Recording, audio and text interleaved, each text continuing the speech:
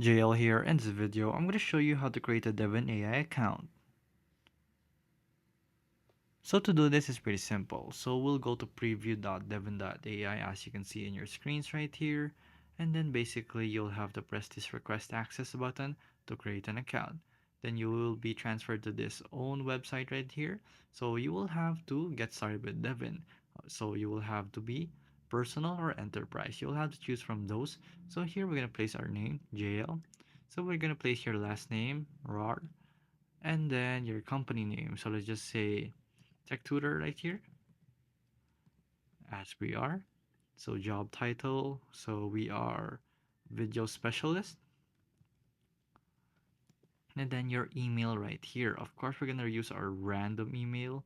So here you want to describe the use case that you want to use Devin for. It's also optional. Your LinkedIn profile and your X, which is Twitter, GitHub profile, and everything is optional. So you'll have to request the access and then they will email you back in a few days if you will be able to get this, and you will have the login key so you can use this to log in. So there you go guys, that is how you create the Devin AI account.